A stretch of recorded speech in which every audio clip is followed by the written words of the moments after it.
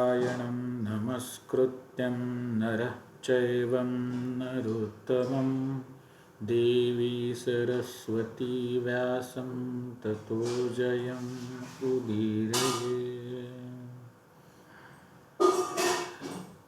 वेदव्यास महाभारत यामधील मागच्या भागात आपण बघितलं की जे ब्राह्मण पांडवांच्या पाठोपाठ वनामध्ये येत होते त्यांना पांडवांनी म्हणजे युधिष्ठिराने, पांडवांमधील मोठा भाऊ युधिष्ठिर याने त्यांना सांगायचा प्रयत्न केला की आता माझ्याकडे तेवढं धन नाही आहे, आमचं राज्य कौरवांनी आमच्याकडून हिसकावून घेतलेलं आहे जुगाराच्या नादात.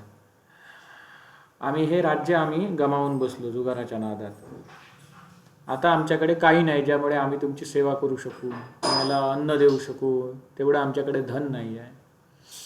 मग त्यामधील जो शौनक नावाचा ब्राह्मण होता त्याने उपदेश केला आणि सम्राट युधिष्ठिरांना उपदेश करून त्यांनी सांगितलं की समाधान हे धनापेक्षा श्रेष्ठ आहे. मनाचे समाधान आहे तेच, कारण समाधानासाठीच सगळं चाललेलं आहे. आपण अन्न खातो ते कशासाठी? समाधानासाठीच खातो. पोटाचे समाधान व्हावे, मनाचं समाधान व्हावं. मनाचं समाधान हेच मोठं. मग शारीरिक रोग, मानसिक रोग आणि त्यावरती उपाय काय हे सगळं सांगितलं. तर ते सांगून त्यांनी शेवटी हे सांगितलं की तुम्ही काय करा, धनाच्या मागे लागू नका. तुम्ही श्रेष्ठ जे माणूस असतात ते काय करतात? तपस्या करतात आणि देवाला प्राप्त करतात, देवाला प्रसन्न करतात. सिद्ध पुरुष जे काही त्यांना पाहिजे असतं ते आपल्या तपाच्या प्रभावाने ते प्राप्त करतात. त्यामुळे तुम्ही तपस्येचा आश्रय घ्या आणि तुमचे जे काही मनोरथ आहे त्याची पूर्ती करा. मग युधिष्ठिरने काय केलं? सूर्याची उपासना केली, तपस्या केली. वैशंपायन मुनी जन्मेजयला सांगतात, जन्मेजय, शौनक ब्राह्मणांनी असं सांगितल्यानंतर कुंतीनंदन युधिष्ठिर आपल्या पुरोहितांकडे गेले. म्हणजे कोण? धौम्य, महर्षी धौम्य. ते सुद्धा पांडवांबरोबर वनवासाला आले होते आणि तिथे बैठक बसली. 5ही पांडव होते, महर्षी धौम्य होते. आणि या बैठकीमध्ये सम्राट युधिष्ठिर विचारू लागले धौम्य ब्राह्मणांना, काय? तर विप्रवर, वेदांमध्ये पारंगत असणारे हे सर्व विद्वान ब्राह्मण माझ्याबरोबर वनात चालत आहेत, परंतु मी यांचं पालन पोषण करण्यामध्ये मी असमर्थ आहे. त्यामुळे मला खूप दुःख होत आहे. भगवान, मी या सर्व ब्राह्मणांचा त्याग करू इच्छित नाही, मला यांचा त्याग करायचा नाही आहे, मी यांचा त्याग करू शकत नाही. परंतु आता माझ्याकडे यांना अन्न देण्या एवढी माझ्याकडे शक्ती नाही आहे, तेवढी माझ्याकडे संपत्ती नाही आहे. अशा अवस्थेत आता मला काय केलं पाहिजे? कृपा करून तुम्हीच मला सांगा. तेव्हा वैशंपायन म्हणाले, जन्मेजय, धर्मात्मांमध्ये श्रेष्ठ धौम्य मुनीने तुझ्या आजोबांना युधिष्ठिरांचा हा प्रश्न ऐकून त्या धौम्य मुनींनी काय केलं? 2 घडी ध्यान केले. 2 घडी ध्यान. 2 घडी म्हणजे काय? 1 घडी 24 मिनिटाची, 2 घडी 48 मिनिटाची, म्हणजे 1 मुहूर्त. 2 घटिकापर्यंत त्याने काय केलं? मराठीत त्याला घटिका म्हणतात, संस्कृतमध्ये सुद्धा घटिका म्हणतात, हिंदीत त्याला घडी म्हणतात. हिंदी भाषांतर आहे ना ते, म्हणून घडी दिसतंय इथे. मुहूर्त मगाशी सांगितलं. मुहूर्त म्हणजे काय? 48 मिनिटांचा 1 मुहूर्त. 1 घटिका म्हणजे 1 घडी 24 मिनिटाची. तर एक मुहूर्त म्हणजे 2 घटी म्हणजे 48 मिनिटांचा 1 मुहूर्त. तर वैशंपायन म्हणतात, जन्मेजय, धर्मात्मांमध्ये श्रेष्ठ धौम्य मुनींनी तुझ्या आजोबांचा म्हणजे युधिष्ठिरांचा प्रश्न ऐकला आणि 2 घटी म्हणजे 1 मुहूर्त म्हणजे 48 मिनिटं ते ध्यानाला बसले. आणि त्यानंतर त्याने धर्मपूर्वक एक उपाय सांगितला.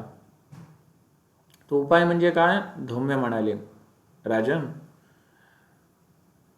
सृष्टीच्या आरंभी, सृष्टीच्या निर्मितीच्या वेळी, सृष्टीच्या प्रारंभकाली, सृष्टी जेव्हा नवीनच होती त्यावेळी जेव्हा सगळे जीव भुकेने व्याकुळ झालेले होते, अत्यंत व्याकुळ झालेले होते, त्यावेळी भगवान सूर्यदेवाने पित्याप्रमाणे त्या सर्वांवर दया केली आणि उत्तरायणामध्ये जाऊन आपल्या किरणांनी पृथ्वीचा रस खेचला आणि दक्षिणायनमध्ये पुन्हा येऊन त्यांनी पृथ्वीला त्याच रसाने पुन्हा आविष्ट केले.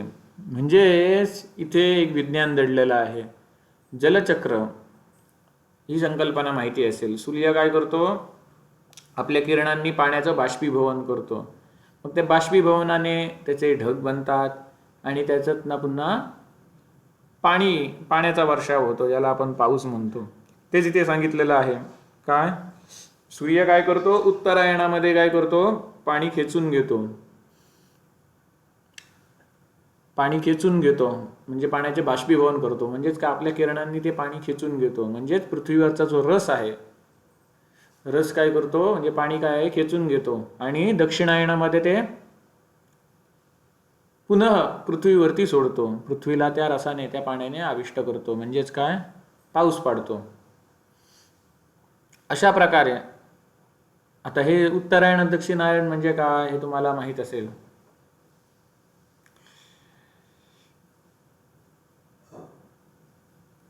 अशा प्रकारे, आणि जर माहीत नसेल तर गुगलवरती सर्च करा उत्तरायण दक्षिणायन, मग तुम्हाला ती आकृती समजेल. सूर्य आणि पृथ्वीमधले अंतर यावरती आहे ते.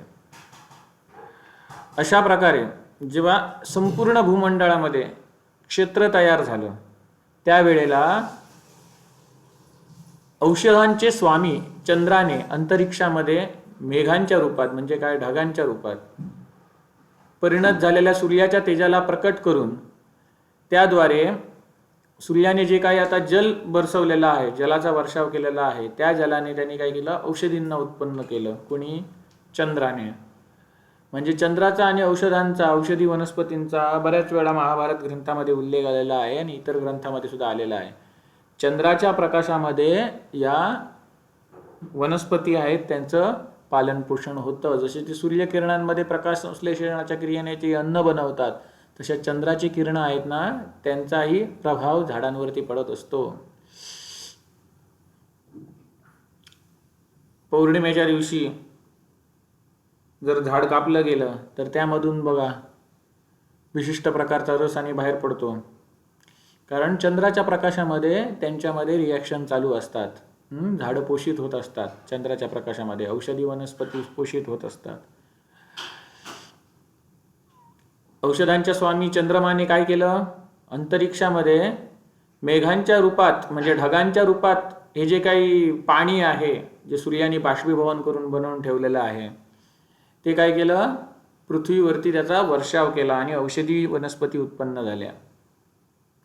आणि चंद्रमाच्या किरणांनी, म्हणजे चंद्राच्या किरणांनी अभिषिक्त झालेला सूर्य जेव्हा आपल्या प्रकृतीमध्ये पुन्हा स्थित झाला, तेव्हा 6 प्रकारच्या रसांनी युक्त पवित्र औषधी वनस्पती निर्माण झाली. आणि तेच काय आहे? पृथ्वीवरच्या सर्व जीवांसाठी अन्न आहे. अशा प्रकारे प्राचीन काळात जीवांच्या प्राणांची रक्षा करण्यासाठी जे काही अन्न बनवलं गेलं ते कसं आहे? सूर्यरूप आहे. कारण ते कशापासून निर्माण झालेलं आहे? कोणी दिलं आहे? ते सूर्याने.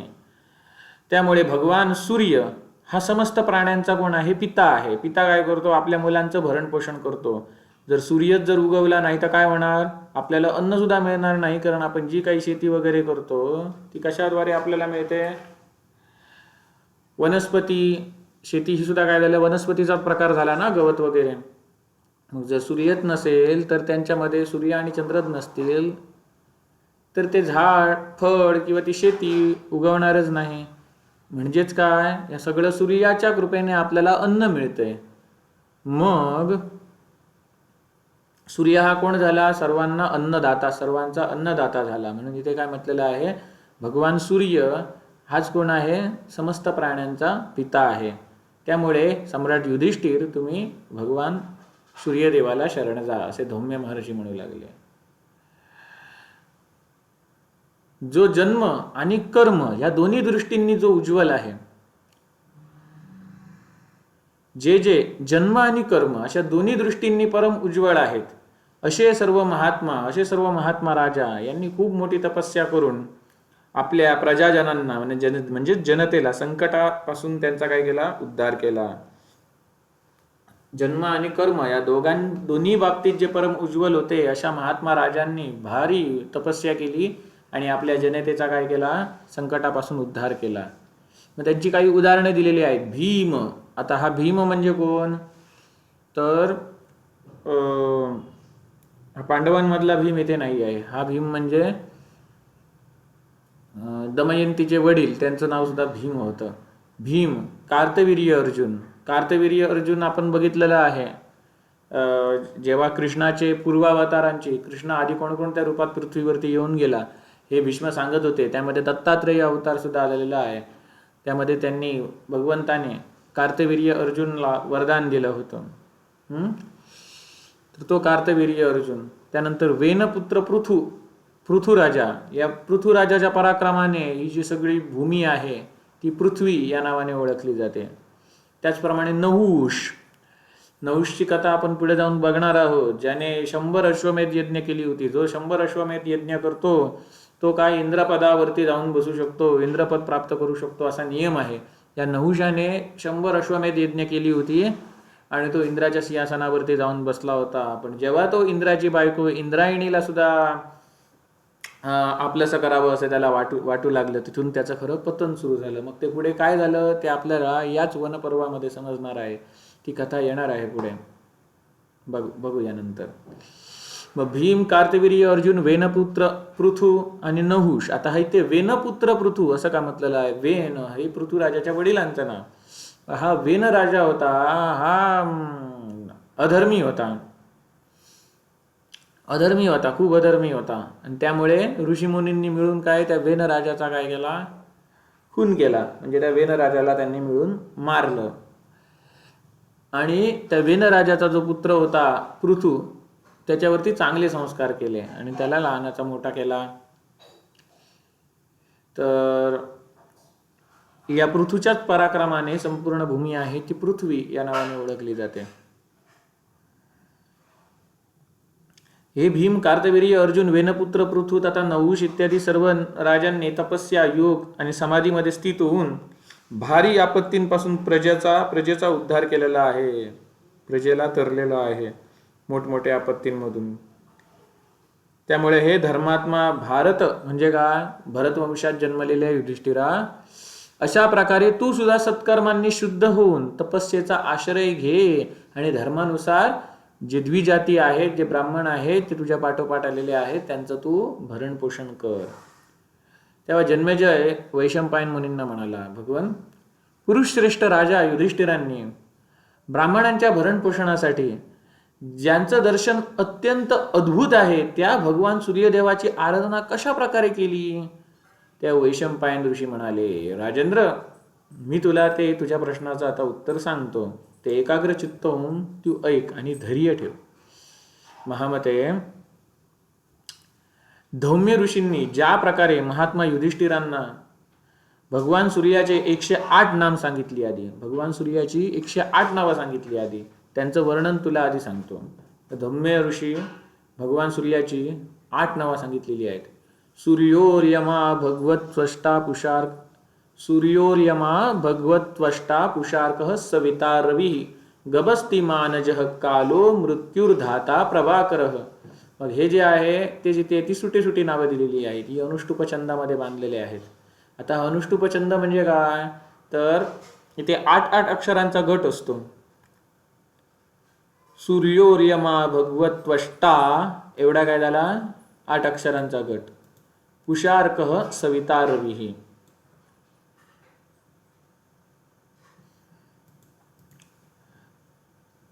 म्हणजे संपूर्ण जे महाभारत आहे ते याच पॅटर्नमध्ये लिहिलं गेलेलं आहे. वाल्मिकी रामायण हे सुद्धा याच पॅटर्नमध्ये लिहिलेलं आहे. कळलं ना? 8 अक्षरांच्या गटामध्ये. आता इथे अक्षर म्हणजे अक्षर मोजली अशी जात नाही, तर इथे लघु आणि गुरु हे कन्सेप्ट असतात. म्हणजे ज्या ठिकाणी ऱ्हस्व उकार आहे, ऱ्हस्व वेलेंटी आहे, ते काय झाले? लघु.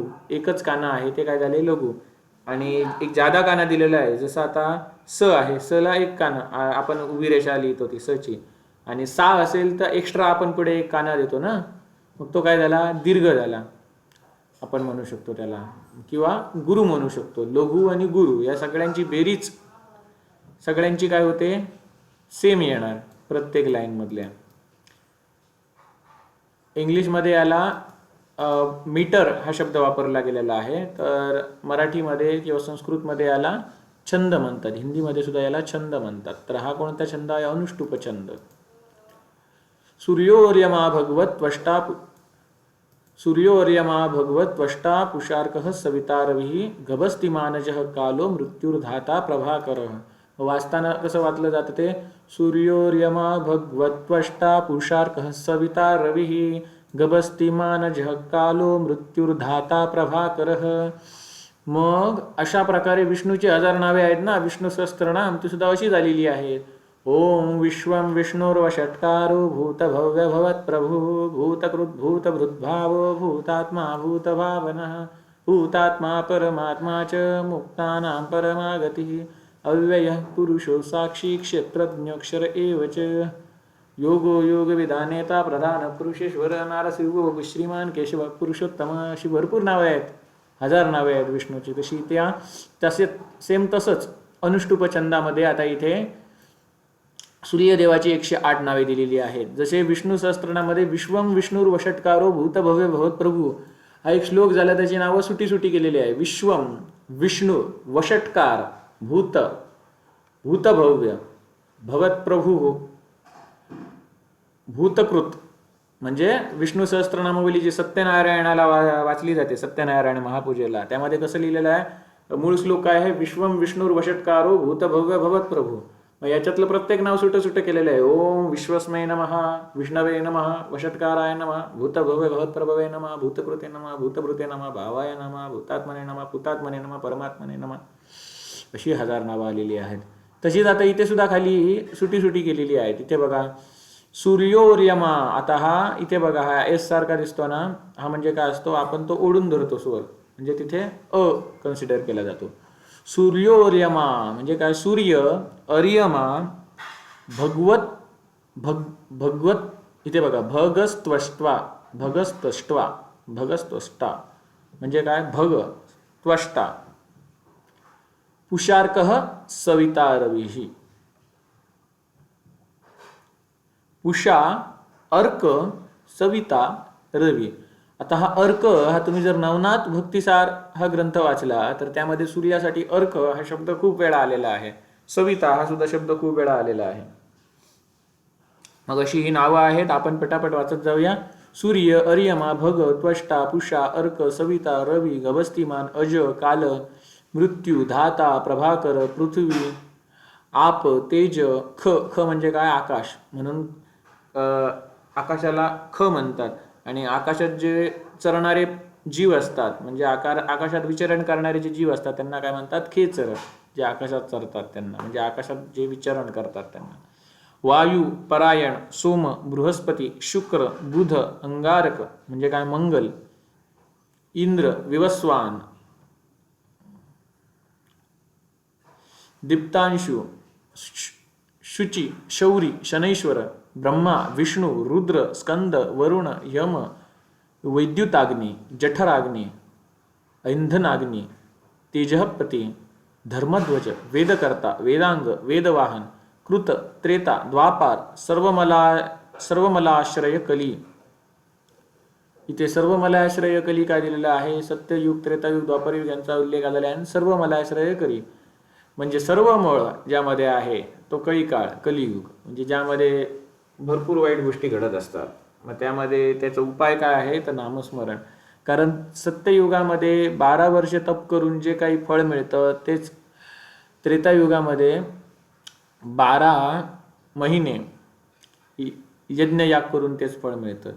तेच फळ द्वापार युगामध्ये 12 दिवस पूजा करून मिळतं. तेच फळ कलियुगामध्ये 12 तास नामस्मरण करून मिळतं.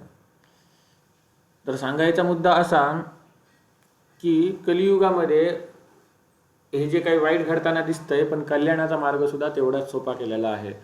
परमात्मा प्राप्त करण्याचे सत्ययुगामध्ये साधन काय होते? तपस्या. द्वापार युगामध्ये काय सांगितलं? यज्ञयाग. सत्ययुगामध्ये तपस्या, त्रेतायुगामध्ये यज्ञयाग, द्वापार युगामध्ये पूजा आणि कलियुगामध्ये नामस्मरण. म्हणून इथे काय म्हटलेलं आहे? सर्व मलाश्रय कली, हे काय म्हटलं आहे ते समजलं असेल आता. कला, काष्ठा, मुहूर्त, रूप, समय म्हणजे काय? समय हे वेळेचे काय आहेत? युनिट आहेत, जसे second, minute, hours, second, minute, तास, दिवस, महिना, वर्ष, युग, हे काय झाले? युनिट ऑफ अ टाइम, वेळेची म्हणजेच काळाची एकके आहेत. तसेच वैदिक शास्त्रांमध्ये कला, काष्ठा ही काय झाली? छोटी छोटी मापकं आहेत, छोटी छोटी युनिट आहेत, छोटी छोटी एकके आहेत. म्हणजे आपण जे असे डोळे झाकून उघडतो ना मध्ये मध्ये, मग त्याला काय म्हणतात? निमेष म्हणतात. एक निमेष, ते छोट्यात छोटं नाही, ते एक काय झालं? युनिट झालं. त्यानंतर क्षपा म्हणजे रात्री, याम, क्षण, संवत्सरकर. संवत्सर म्हणजे काय? वर्ष. मग ज्याच्यामुळे वर्ष होतं, ज्याच्यामुळे जो वर्षाला कारण आहे तो काय झाला? संवत्सरकर. अश्वत्थ, कालचक्र प्रवर्तक, विभावसु, शाश्वत पुरुष. शाश्वत म्हणजे काय? जो कायम अस्तित्वात असतो. शाश्वत म्हणजेच काय? सनातन. योगी, व्यक्ताव्यक्त, सनातन, कालाध्यक्ष, प्रजाध्यक्ष, विश्वकर्मा, तमोनुद, वरुण, सागर, अंशु, जिभूत, जीवन, अरिहा, भूताश्रय, भूतपती. आता इथे भूताश्रय, भूतपती, भूत शब्दाचा अर्थ काय? तर जीव. मग ते कोणीही असू दे, माणूस असतील, पशु पक्षी, सगळे जे काय आहे जीव, ते सगळे काय म्हणतात? भूत म्हणतात. संस्कृतमध्ये भूत या शब्दाचा अर्थ काय? जीव. भूत म्हणजे पिशाच्य नाही, हा, त्यामध्ये सगळ्या प्रकारचे जीव आले. सर्व लोक नमस्कृत, स्रष्टा, संवर्तक, वन्ही, सर्वादी, अलोलुप, अनंत, कपिल, भानु, कामद, सर्वतोमुख, जय, विशाल, वरद, सर्वधातु, निषेचिता, मनः सुपर्ण, भूतादी, शीघ्रग, प्राणधारक, धन्वंतरी, धूमकेतू, आदिदेव, अदितीसुत. ते अदितीसुत का म्हटलेलं आहे? कश्यप मुनींची पत्नी अदिती, हिच्या पोटी त्याने अवतार धारण केला. विवस्वान नामक अवतार धारण केला. द्वादशात्मा, अरविंदाक्ष, पिता माता पितामह, स्वर्गद्वार, प्रजाद्वार, मोक्षद्वार, त्रिविष्टप, देहकर्ता, प्रशांतात्मा, विश्वात्मा, विश्वतोमुख, चराचरात्मा, सूक्ष्मात्मा, मैत्रेय आणि करुणान्वित. ही अमित तेजस्वी भगवान सूर्यदेवाची कीर्तन करण्यायोग्य 108 नावे आहेत, ज्यांचा उपदेश साक्षात ब्रह्माजींनी केला होता, असे कोण सांगतात? धौम्य सांगतात, सम्राट युधिष्ठिरांना. याच नावांचं उच्चारण करून तुम्ही सूर्यदेवाला नमस्कार करा. याच नावांचं उच्चारण करून सूर्यदेवाला, या नावांचं उच्चारण करून, या 108 नामावलीचं 108 नावांचं उच्चारण करून सूर्यदेवाला नमस्कार केला पाहिजे. समस्त देवता, पितर आणि यक्ष ज्यांची सेवा करतात, असुर, राक्षस, त्याचप्रमाणे सिद्ध ज्यांना वंदन करतात, त्याचप्रमाणे जो उत्तम सुवर्ण आणि अग्नीच्या प्रमाणे कांतिमान आहे, म्हणजे उत्तम सोन्याप्रमाणे आणि अग्निप्रमाणे जो कांतिमान आहे, तो भगवान भास्कर. भा म्हणजे काय? प्रकाश. कर म्हणजे जो प्रकाश करतो, तो म्हणजे कोण? सूर्य. त्या उत्तम भास्कराला म्हणजेच काय? त्या सूर्यदेवाला मी माझ्या हितासाठी प्रणाम करतो. जो मनुष्य सूर्योदयाच्या वेळी एकाग्रचित्त होऊन या 108 नावांचं पठन करतो, तो स्त्री, पुत्र, धन, रत्नराशी आणि पूर्वजन्मातली स्मृती म्हणजे पूर्वजन्मातली स्मृती, धैर्य तथा उत्तम बुद्धी प्राप्त करतो. जो कोणी मनुष्य सूर्योदयाला उठून एकाग्रचित्त होऊन या 108 सूर्याच्या नामांचं जे कोण पठन करतो, त्याला काय काय प्राप्त होतं? लग्न झालं नसेल तर त्याला ती स्त्री म्हणजे बायको प्राप्त होते, चांगले पुत्र प्राप्त होतात, चांगली बायको मिळते, चांगले पुत्र मिळतात, चांगलं धन मिळतं, त्याला रत्नराशी मिळते, पूर्वजन्माची त्याला स्मृती होते म्हणजे पूर्वजन्माचं सुद्धा स्मरण होतं, धैर्य आणि उत्तम बुद्धी सुद्धा त्याला प्राप्त होते.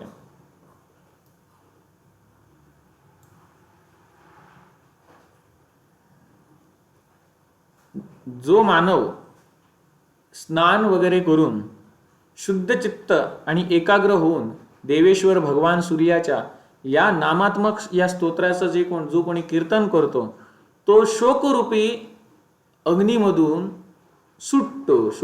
शोकरूपी अग्नीमधून तो बाहेर पडतो आणि हे दुस्तार हा संसार सागर आहे त्यामधून तो मुक्त होऊन त्याच्या मनाप्रमाणे त्या एखाद्या वस्तूला म्हणजेच मनाप्रमाणे ज्या लोकात जायचं आहे त्या लोकाला तो प्राप्त करतो. वैशंपायन म्हणाले, जन्मेजय, पुरोहित धौम्यांनी अशा प्रकारे तुझ्या आजोबांना युधिष्ठिरांना सांगितले. त्यानंतर सम्राट युधिष्ठिरांनी काय केले? ब्राह्मणांना आपण अन्न द्यायला आपण समर्थ व्हायला पाहिजे. म्हणजे ब्राह्मणांना अन्न देण्याची आपल्याकडे सामर्थ्य यावे. ब्राह्मणांना अन्न देण्याचे, आपल्याबरोबर आलेले जे काही ब्राह्मण आहेत त्यांना अन्न द्यायचे, त्यांना अन्न द्यायचे सामर्थ्य आपल्यात यावे. ते सामर्थ्य प्राप्त करण्यासाठी सम्राट युधिष्ठिरांनी धौम्यांनी सांगितलेले जे काही नियम आहेत त्यामध्ये ते स्थित होऊन आपल्या मनाला वश करून दृढतापूर्वक व्रताचे पालन केले. शुद्ध चेता धर्मराज युधिष्ठिरांनी उत्तम तपस्येचा अनुष्ठान आरंभ केले. राजा युधिष्ठिरांनी गंगा नदीच्या पाण्यामध्ये स्नान करून फूल आणि नैवेद्य इत्यादी उपहारांद्वारे भगवान सूर्यदेवाची, दिवाकराची, दिवा म्हणजे काय? दिवस. कर म्हणजे जो दिवस करतो त्याला दिवाकर म्हणतात, म्हणजे कोण? सूर्य. अशा प्रकारे त्यांनी काय? सूर्याची पूजा केली आणि त्यांच्या समोर उभे राहून सूर्याकडे बघून, सूर्याकडे तोंड करून म्हणजे सूर्याकडे बघून ते उभे राहिले.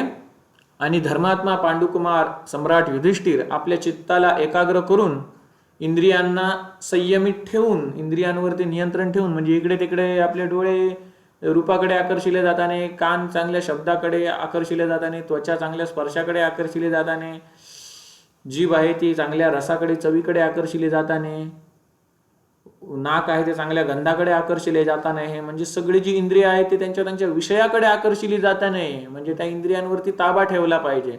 मग त्यांनी आपल्या इंद्रियांवरती ताबा ठेवला. इंद्रियांवरती ताबा ठेवला म्हणजे इंद्रियांना संयमित केले आणि फक्त वायू पिऊन राहू लागले. म्हणजे काही अन्न त्यांनी खाल्लं नाही, फक्त श्वासोश्वास त्यांचा चालू होता. गंगाजलाचा आचमन करून पवित्र होऊन आपल्या वाणीला सुद्धा वशमध्ये ठेवून, त्याचप्रमाणे प्राणायाम करून प्राणायामपूर्वक स्थित राहून सम्राट युधिष्ठिरांनी मगाशी सांगितलेल्या 108 सूर्याच्या 108 नावांचं जे स्तोत्र आहे त्याचा जप केला.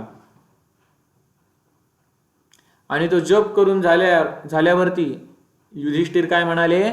सूर्यदेवा, तुम्ही संपूर्ण जगताचे नेत्र म्हणजे डोळे आहात आणि समस्त प्राण्यांचा तुम्ही आत्मा आहात. तुम्हीच सर्व प्रकारच्या सजीवांना, तुम्हीच सर्व प्रकारच्या जीवांना उत्पत्ती करता. तुम्हीच सर्व प्रकारच्या जीवांची उत्पत्ती स्थान आहात. आणि जे पुरुष कर्मानुष्ठानामध्ये लागलेले आहेत त्या सर्वांचा सदाचार कोण? तुम्हीच आहात. संपूर्ण जे कोणी सांख्ययोगी आहेत त्या सांख्ययोगींचे जे काही प्राप्तव्य स्थान आहे ते सुद्धा तुम्हीच आहात. तुम्हीच सर्व कर्मयोगींची काय आहे? आश्रय आहात. तुम्ही सर्व जेवढे काही कर्मयोगी आहेत त्यांचे तुम्ही कोण आहात? आश्रय आहात.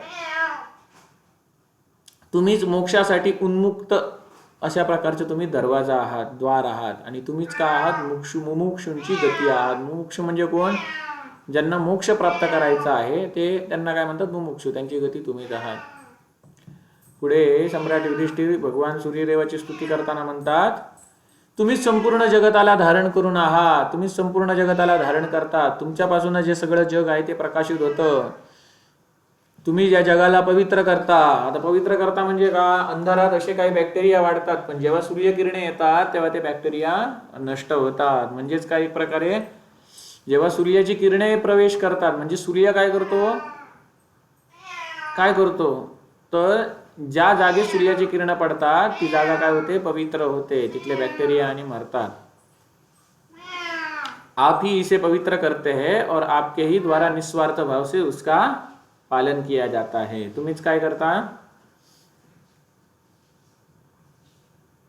याला पवित्र करता संपूर्ण जगाला, आणि तुमच्याद्वारे निस्वार्थ भावाने याचं पालन केलं जातं.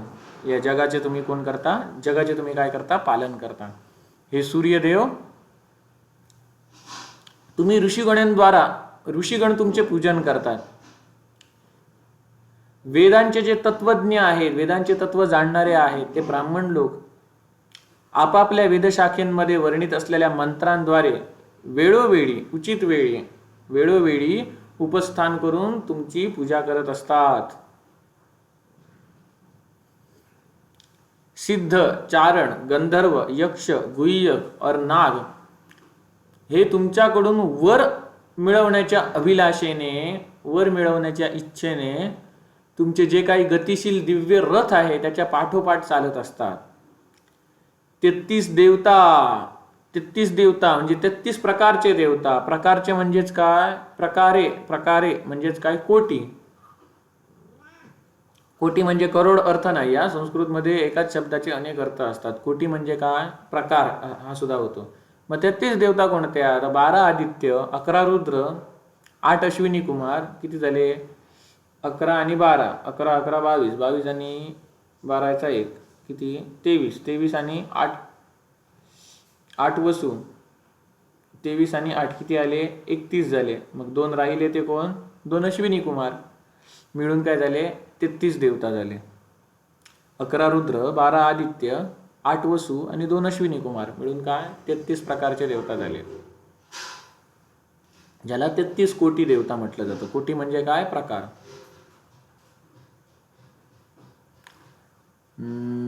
कोटीचा एक अर्थ करोड आणि एक अर्थ काय? प्रकार.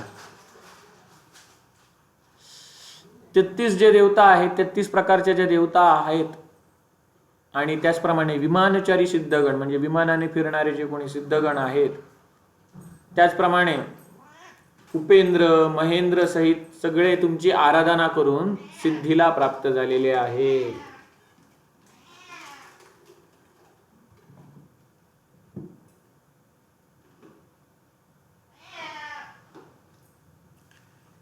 श्रेष्ठ विद्याधरगण दिव्य मंदार कुसुमांची माळे म्हणजे काय? दिव्य मंदार कुसुम म्हणजे काय? फुलं. जे विद्याधर आहेत ते काय करतात? दिव्य फुलांच्या माळेंनी तुमची पूजा करतात. आपले मनोरथ सफल करण्यासाठी ते तुमच्या जवळ येतात. गुह्यक आणि 7 प्रकारचे पितृगण. त्याचप्रमाणे आता 7 प्रकारचे पितृगण म्हणजे काय? सभापर्वाचा जो 11वा अध्याय आहे त्यामध्ये श्लोक क्रमांक 46 आणि 47 मध्ये 7 पित्रांची नावे दिलेली आहेत. वैराज, अग्निश्वात्त, सोमपा, गार्हपत्य, एकशृंग, चतुर्वेद आणि कला. हे काय झाले? 7 प्रकारचे पितृगण. त्याचप्रमाणे दिव्य मानव म्हणजे काय? सनकादी ऋषीमुनी. हे सगळे काय करतात? तुमची पूजा करून ते श्रेष्ठ पदाला प्राप्त झालेले आहे. तुमची पूजा करून ते श्रेष्ठ पदांना प्राप्त करतात. वसुगण, मरुद्गण, रुद्र म्हणजे काय? ही शंकराची स्वरूप आहे. वसुगण, मरुद्गण, रुद्र, साध्य. त्याचप्रमाणे तुमच्या किरणांचे पान करणारे वालकिल्ल्यादी ऋषी, हे सिद्ध महर्षी सर्व तुमच्याच आराधनेने म्हणजे तुमचीच पूजा करून सर्वांमध्ये, सर्व जीवांमध्ये हे श्रेष्ठ बनले आहेत. हे वालकिल्ल्यादी ऋषी तुम्हाला सांगितलेलं आहे दुसऱ्या तिसऱ्या व्हिडिओमध्ये, आपल्या दुसऱ्या तिसऱ्या महाभारताच्या भागामध्ये मी तुम्हाला सांगितलेलं आहे की हे वालकिल्ल्यादी ऋषी एवढे एवढे असतात, छोटे छोटे. गरुडाची कथा सांगितली ना, गरुड विष्णूचे वाहन कसं बनलं, त्यामध्ये वालकिल्य ऋषींचा उल्लेख आलेला आहे, आठवले असतील आता. तर हे सगळे काय आहेत? सूर्यदेवाची उपासना करून विशेष गतीला प्राप्त झालेले आहेत, श्रेष्ठ बनलेले आहेत. सम्राट युधिष्ठिर पुढे म्हणतात सूर्यदेवाची स्तुती करताना, ब्रह्मलोकासहित जेवढे काही जे ऊर्ध्व लोक आहेत म्हणजे स्वर्गलोक असेल, पितृलोक असेल, स्वर्गलोक, पितृलोक असेल, ते ब्रह्मलोकापर्यंत जेवढे काही 7 लोक आहेत, वरचे 7 लोक आणि खालचे आहेत ती पाताळे 7, असे 7-7-14 भुवने होतात. आणि त्याच्यातला मधला आहे तो आपला भूलोक, ज्यामध्ये आपली आकाशगंगा, अशा अनेक अनेक आकाशगंगा आहेत आणि त्यातील एका आकाशगंगेमध्ये आपली पृथ्वी आहे. तर ब्रह्मलोकासहित जे काही सगळे 7ही लोक आहेत, ऊर्ध्व लोक, वरचे लोक, त्याचप्रमाणे इतर सगळे जे लोक आहेत त्यामध्ये कोणीच असा जीव नाही आहे, कोणीच असा प्राणी किंवा कोणीच असा जीव नाही जो तुमच्यापेक्षा मोठा असेल, तुमच्यापेक्षा श्रेष्ठ असेल. त्यामुळे भगवान या जगामध्ये आणि सुद्धा खूप ताकदवान असणारे शक्तिशाली जीव बघायला मिळतात, परंतु त्यांची कांती म्हणजे त्यांचं तेज आणि त्यांचा प्रभाव सूर्यदेवा तुझ्यासारखा नाही आहे. संपूर्ण ज्योतिर्मय पदार्थ तुमच्याच अंतर्गत आहेत. तुम्हीच समस्त ज्योतींचे स्वामी आहात. सत्य, सत्व, त्याचप्रमाणे समस्त सात्विक भाव तुमच्यामध्ये प्रतिष्ठित आहेत. शारंग नामक धनुष करणारे भगवान नारायण, भगवान विष्णू यांच्याकडे जे चक्र आहे, सुदर्शन चक्र आहे, जे दैत्यांचा घमंडाचे चूर्ण करतं, दैत्यांचा घमंड चूर्ण करून टाकतं, ते सुदर्शन चक्र सुद्धा तुमच्या तेजापासून बनवलं गेलेलं आहे. कोणी बनवलं? ते विश्वकर्माने बनवलं. सूर्यदेवाच्या तेजापासून विश्वकर्माने ते सुदर्शन चक्र बनवलं आणि त्या सुदर्शन चक्राचा वापर करून भगवान नारायण, परमात्मा साक्षात भगवान विष्णू काय करतात? दैत्यांच्या घमंड चूर्ण करून टाकतात. सम्राट युधिष्ठिर पुढे म्हणतात, तुम्हीच ग्रीष्म ऋतूमध्ये आपल्या किरणांनी समस्त देहधारी जीवांचं तेज आणि सगळ्या ज्या औषधींचा जे काही सार आहे, रस आहे, तो तुम्ही खेचता आणि पुन्हा पावसाळ्यात, वर्षा काळामध्ये त्या सर्व रसाचा वर्षाव करता. इथे सुद्धा जलचक्राची अभिक्रिया आलेली आहे. उन्हाळ्यामध्ये, ग्रीष्म ऋतूमध्ये, उन्हाळ्यामध्ये सूर्य आपल्या किरणांनी पाण्याचे, रसाचे बाष्पीभवन करून घडवून आणतो आणि मग वर्षा ऋतूमध्ये ढगांच्या साहाय्याने, ढगांच्या निमित्ताने जे काही साचलेले पाणी आहे त्याचा पुन्हा पृथ्वीवरती वर्षाव करतो. वर्षा ऋतूमध्ये म्हणजे पावसाळ्यात तुमची काही किरणे आहेत ती गरम गरम असतात, तापलेली असतात, तर काही असतात ती खूपच गरम असतात, म्हणजे एकदम जाळण्यासारखी किरणं असतात. तर काही आहेत ती मेघ बनून गरजतात, तर काही आहेत ती बिजली म्हणजे वीज बनून चमकतात. तुमची किरणे म्हणजे तुमची शक्ती आहे, ती काय करते? ती तापलेली ती किरणे आमच्यापर्यंत सोडते. ती किरणे काही तापलेली असतात, तर काही जाळणारी असतात, तर काही किरणे आहेत ती ढगांच्या रूपात गरजतात, तर काही तुमची शक्ती आहे ती ढगांच्या रूपात गरजते, तर काही तुमची शक्ती वीज बनून चमकते आणि पाण्याचा वर्षाव सुद्धा करते, म्हणजेच काय, पाऊस सुद्धा पडते. शीतकाळामध्ये म्हणजे थंडीच्या दिवसात वायूने जेव्हा पीडित झालेलं असतं जग, म्हणजे थंडी लागत असते, संपूर्ण जग कुडकुडत असतं वायूमुळे, थंडगार हवेमुळे, त्यावेळेला अग्नी, कंबल म्हणजे काय, कामरूग, आपण बुरनूस सुद्धा म्हणू शकतो, चादर, आणि वस्त्र म्हणजे एखादा कपडा, हे तेवढी आपल्याला सुख देत नाही जेवढी तुमची किरणं सुख देतात. म्हणजे थंडीच्या दिवसामध्ये तुम्ही अग्नीजवळ राहिलात शेकोटी पेटवून, किंवा एक बुरनूस घेऊन राहिलात, किंवा एखादं जाड वस्त्र घेऊन राहिलात, तर त्याने जेवढं सुख मिळत नाही तेवढं तुम्हाला सूर्याच्या उन्हामध्ये राहून मिळतं. सम्राट युधिष्ठिर पुढे म्हणतात की तुम्ही तुमच्या किरणांद्वारे 13 द्वीपांनी युक्त संपूर्ण पृथ्वीला प्रकाशित करता आणि तुम्ही एकटेच 3ही लोकांच्या हितामध्ये तत्पर राहता. 13 द्वीप कोणती? पहिली 7 द्वीप आणि उरलेली 6 आहेत ती त्याची उपद्वीप. 7 महत्वाची द्वीप कुठली? जम्बूद्वीप, ज्यावरती आपण राहतो. जम्बूद्वीपामध्ये 9 सेक्शन आहेत, ज्याला प्रत्येक सेक्शनला वर्ष हा शब्द वापरला गेलेला आहे. त्यातील जे भारतवर्ष म्हणून आहे, ज्यामध्ये आपण राहतो, भारतवर्ष या सेक्शनमध्ये, त्या खंडामध्ये असे 9 खंड सांगितलेले आहेत जम्बूद्वीपाचे. जम्बूद्वीप खाऱ्या पाण्याच्या समुद्राने काय आहे? व्यापलेला आहे. मग त्याच्यानंतर येतं ते काय आहे? लक्षद्वीप. त्यानंतर शाल्मली द्वीप, त्यानंतर कुशद्वीप, त्यानंतर क्रौंचद्वीप, त्यानंतर शाकद्वीप आणि त्यानंतर पुष्कर द्वीप. श्रीमद भागवत महापुराणामध्ये, त्याचप्रमाणे विष्णू महापुराणामध्ये, त्याचप्रमाणे आणि सुद्धा इतर काही पुराणे आहेत ज्यांमध्ये या 7ही द्वीपांचं तुम्हाला इन डिटेल विस्तृतपणे वर्णन मिळेल. तिथे कशा प्रकारचे लोक राहतात, मग तिथे राहणाऱ्या लोकांमध्ये जे ब्राह्मण, क्षत्रिय, वैश्य आणि शूद्र हे जे 4 गट आहेत, शिक्षा, रक्षा, वाणिज्य आणि सेवा या आधारावर विभागलेले, तर हे जे 4 गट आहेत ते कोणत्या नावाने ओळखले जातात त्या त्या द्वीपावर, हे सगळं विष्णू पुराणामध्ये तुम्हाला बघायला मिळेल. श्रीमद भागवतमध्ये सुद्धा या द्वीपांची माहिती आहे. महाभारतामध्ये सुद्धा पुढे आलेली आहे, पण ती जरा शॉर्टकट आहे, संक्षिप्तपणे दिलेली आहे.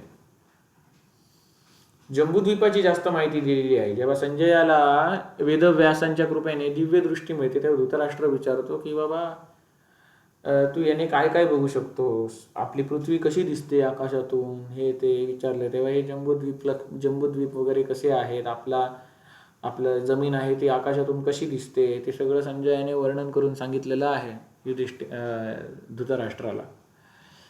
तिथे संक्षिप्त वर्णन, जम्बूद्वीपाचं जास्त वर्णन आहे, पण इतर द्वीपांचं संक्षिप्त वर्णन आलेलं आहे. पण पुराणांमध्ये या सगळ्या 7च्या 7 द्वीपांचं विस्तृतपणे वर्णन आलेलं आहे. कारण महाभारत हा 1,00,000 श्लोकांचा ग्रंथ आहे आणि त्यातील सध्या 18,000 श्लोक तरी काळाच्या ओघात गेलेले आहेत. आपल्याकडे फक्त 81,000-82,000 श्लोक शिल्लक आहेत. त्यामुळे आपल्याला काही माहिती मिळते, म्हणजे 7 द्वीपांपैकी एका द्वीपाचं काय विस्तृत वर्णन मिळतं. पण वेदव्यासांनीच इतर काही ग्रंथ लिहिलेले आहेत, जसे की पुराणे आहेत, त्यांमध्ये आपल्याला इतर जे काही द्वीप आहेत त्यांचं वर्णन आपल्याला मिळू शकतं. तर हे जे 13 द्वीप सांगितलेले आहेत, 7 मुख्य द्वीप आणि उरलेले उपद्वीप मिळून जे काही 13 द्वीप आहेत, त्या 13 द्वीपांसहित संपूर्ण पृथ्वीला तुम्ही प्रकाशित करता. सम्राट युधिष्ठिर सांगतात सूर्यदेवाची स्तुती करतात. तुम्ही 3ही लोकांच्या हितामध्ये तुम्ही तत्पर असता. म्हणजे तुम्हाला जरी कोणी गायी घातली तर तुम्ही त्याला काय करत नाही, त्याच्या पुरता कळोख आणि बाकीच्यांना प्रकाश असा तुम्ही भेदभाव करत नाही. सगळ्यांच्या हितासाठी तुम्ही सगळ्यांसाठी प्रकाश देत असता. जर तुमचा उदय नाही झाला, जर सूर्योदयच नाही झाला, तर सगळं जगत आहे ते काय होणार, अंधकारमय होणार. आणि जे मनीषी पुरुष आहे ते धर्म, अर्थ म्हणजे धर्माची व्याख्या तुम्हाला सांगितलेली आहे. चतुश्रेणी धर्म, वैश्विक श्रेणी, पर्यावरणीय श्रेणी, सामाजिक श्रेणी, मानसिक श्रेणी, या सर्वांचा ज्याच्यामध्ये सर्वांगीण विचार केला गेलेला आहे तो धर्म. अर्थ म्हणजे काय, संपत्ती, पैसा, आणि काम म्हणजे इच्छा. मग यांच्यामध्ये या कर्मांमध्ये प्रवृत्त माणसं कसं बरी होतील जर सगळीकडे अंधकार पसरला. तर तुम्ही जर नाही उगवला तर सगळीकडे अंधकार पसरेल आणि मनीषी पुरुष धर्म, अर्थ आणि कामसंबंधी जी काही कर्मे आहेत त्यांमध्ये ते प्रवृत्त होणार नाहीत.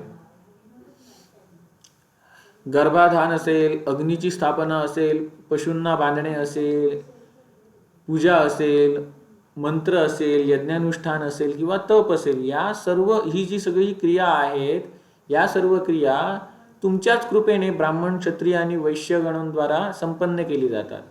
ही सगळी क्रिया ब्राह्मण, क्षत्रिय, वैश्यगण संपन्न करतात. कोणामुळे? तुमच्याच कृपेने. जर अंधकार सगळीकडे पसरला तर हे कसं काय होईल? आणि आपल्याकडल्या चार्जिंगच्या बॅटऱ्या चालून किती चालतील? सोलर सुद्धा बंद पडणार. आणि आपली जी बॅटरी आहे किती सेव्ह करून ठेवा, जनरेटर लावा, त्याला सुद्धा कधी नाही कधी लिमिट येतं, मर्यादा येतात. मग सूर्यदेव बघा कसा आहे स्त्रोत.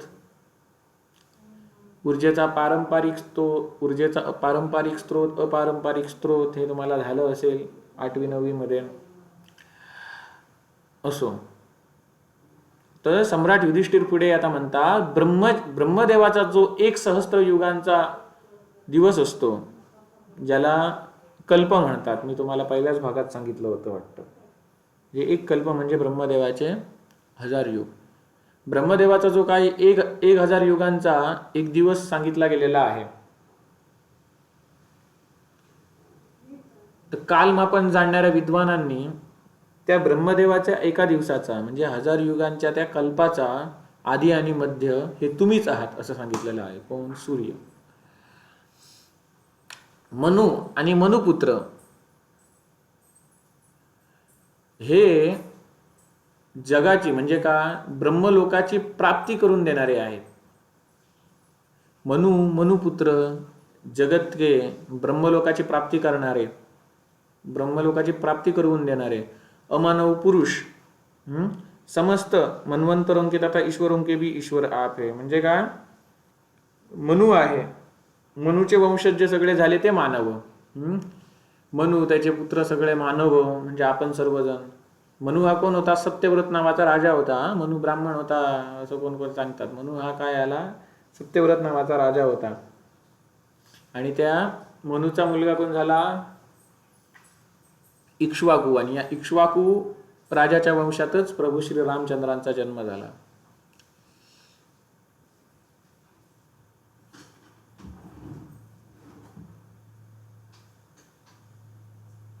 भगवद्गीतेमध्ये सुद्धा या गुरुपरंपरेचा थोडक्यात वर्णन आलेला आहे.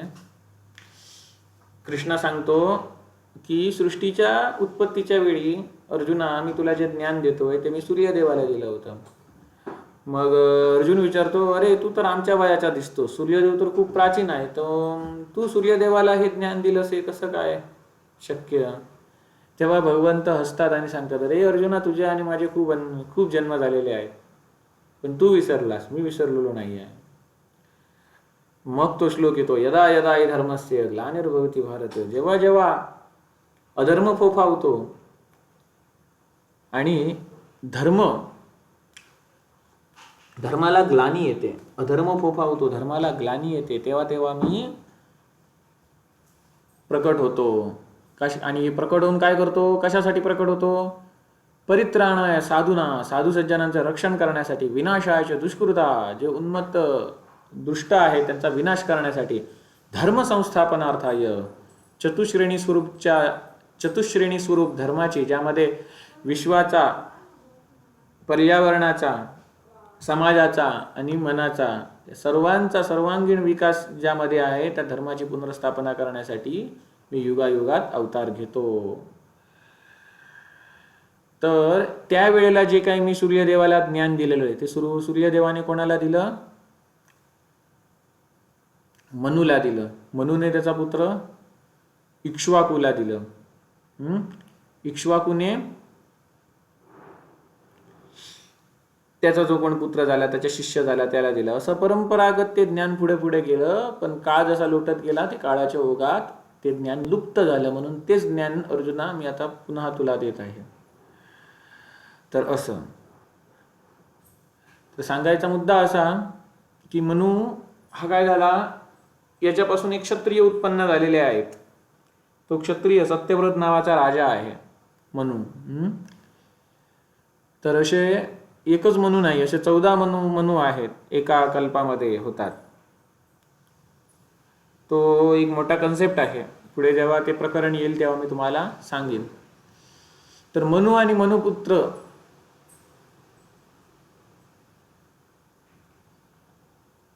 त्याचप्रमाणे अमानव पुरुष म्हणजे अमानवी कृत्य करणारे जे पुरुष आहेत, देवता असतील, गंधर्व असतील, यक्ष असतील,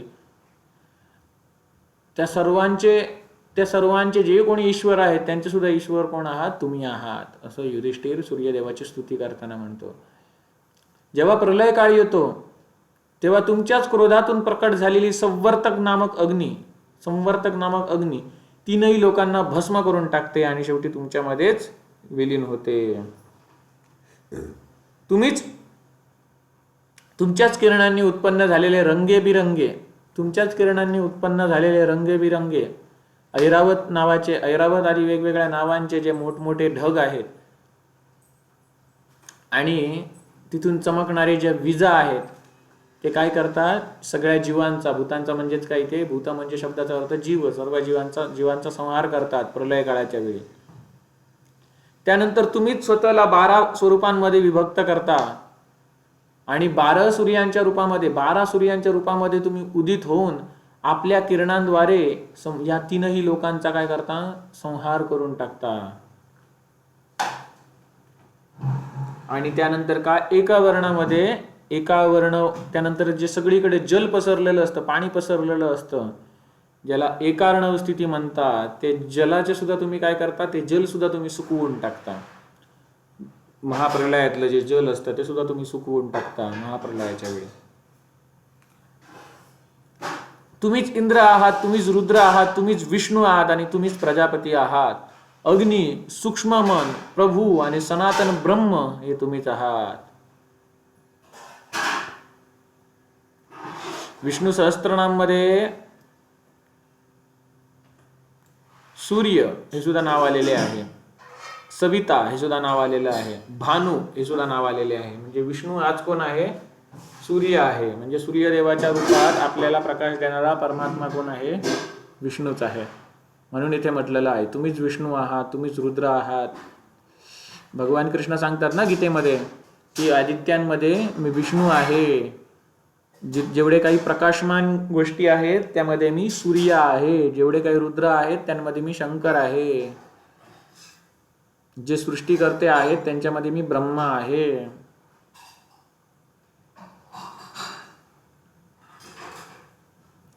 पुढे आता इथे युधिष्ठिर स्तुती करतोय भगवंताची. युधिष्ठिर पुढे काय म्हणतात, तुम्हीच कोण आहात, तुम्ही शुद्ध स्वरूप हंस, जगताची उत्पत्ती करणारे, म्हणजे सविता म्हणजे काय, जगताची उत्पत्ती करणारे. भानू, भा म्हणजे काय, प्रकाश, भानू म्हणजे प्रकाशमान, अंशुमाली म्हणजे किरणांच्या समूहाने सुशोभित झाले, किरणांच्या समूहाने सुशोभित झालेले.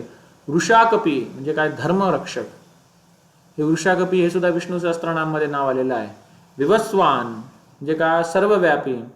मिहीर म्हणजे जलाची वृष्टी करणारे. पूषा म्हणजे काय, सर्वांचं पोषण करणारे. मित्र म्हणजे सगळ्यांचे सुहृदय.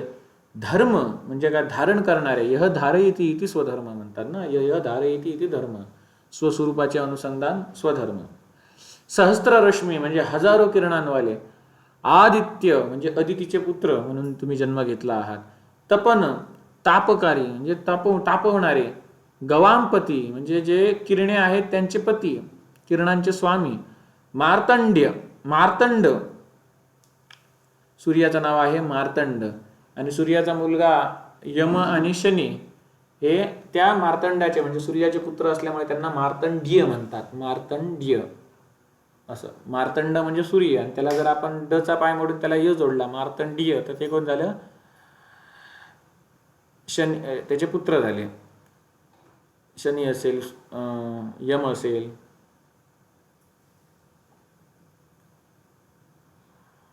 अर्क म्हणजे अर्चनीय म्हणजे ज्याची पूजा करण्यायोग्य, अर्चना करण्यायोग्य.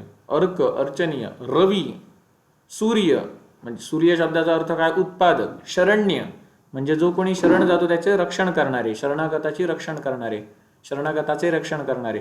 दिनकृत म्हणजे दिन म्हणजे दिवस, कृत म्हणजे करणारे, जो दिवस करून आणतो, दिवस ज्याच्यामुळे होतो तो.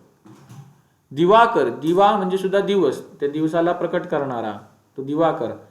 सप्तसप्ती ज्याचे काय आहेत, 7 घोडे आहेत, हिरव्या हिरव्या रंगाचे सूर्यदेवाचे घोडे असतात ना. धामकेशी याचे ज्योतिर्मय किरणांवाले, धामकेशी ज्योतिर्मय किरणांवाले. विरोचन, विरोचन शब्दाचा अर्थ का, देदीप्यमान. आशुगामी म्हणजे काय, शीघ्रगामी, फास्ट म्हणजे ज्यांचा वेग खूप फास्ट आहे.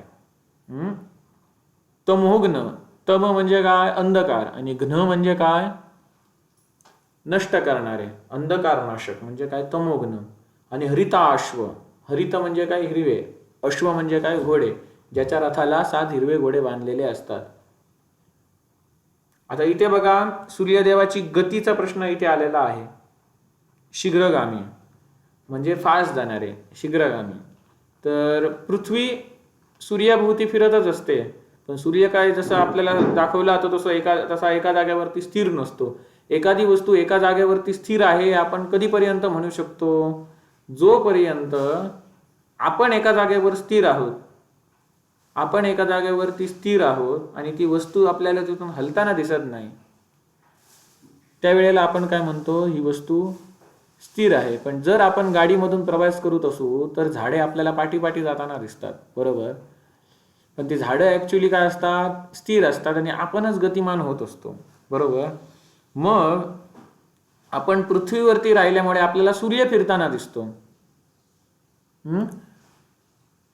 पण जेव्हा जो आपला कॅमेऱ्याचा अँगल आहे तो सूर्यदेवाला सेंटर ठेवून जेव्हा असा अँगलमध्ये कॅमेरा लावला जातो तेव्हा काय होतं, आपल्याला उलट दिसतं. काय आपल्याला काय दिसतं, सूर्यच फिरत आहे असं दिसतं. माझ्याकडे बघतो हा ती व्हिडिओ आहे का.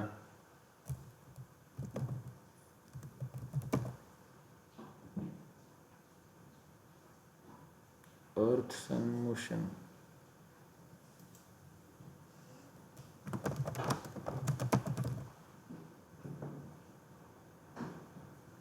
व्हिडिओ हरवली पण त्याची ब्लेंडर फाईल आहे, म्हणजे ते मी एक 3D मॉडेल बनवलेलं दाखवतो.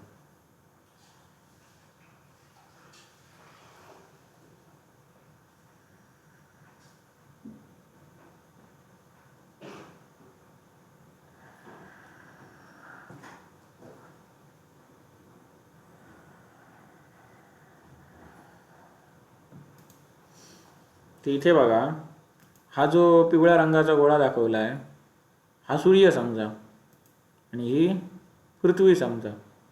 मग आता आपण या विशिष्ट अँगलने बघतो.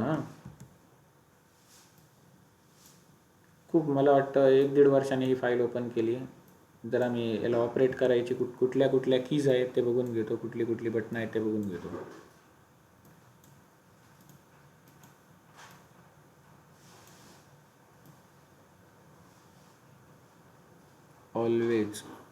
Always motion.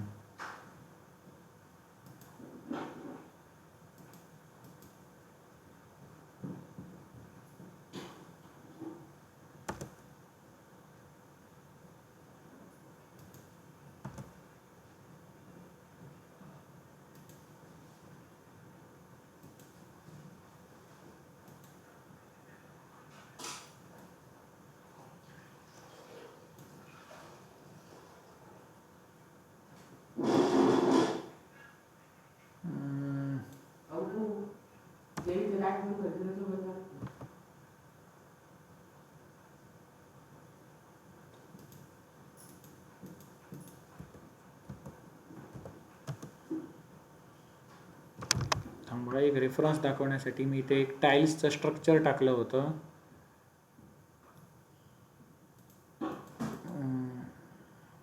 मटेरियल, त्याच्यासाठी मी कुठली की वापरली होती ते मी विसरलो, जरा शोधून काढतो.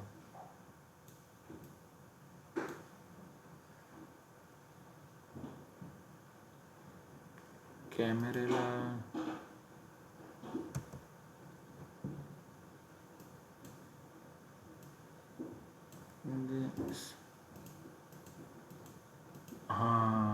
MT मिळालं. माऊसने जेव्हा लेफ्ट क्लिक करणार तेव्हा कॅमेरा आहे तो पृथ्वीला फोकस करणार. माऊसने जेव्हा राईट क्लिक करणार तेव्हा कॅमेरा आहे तो सूर्याला फोकस करणार. त्यानंतर कीबोर्डवरचं A बटन दाबणार तेव्हा आपल्याला खाली फरशीसारखं टेक्स्चर दिसणार. आणि जेव्हा R बटन दाबणार तेव्हा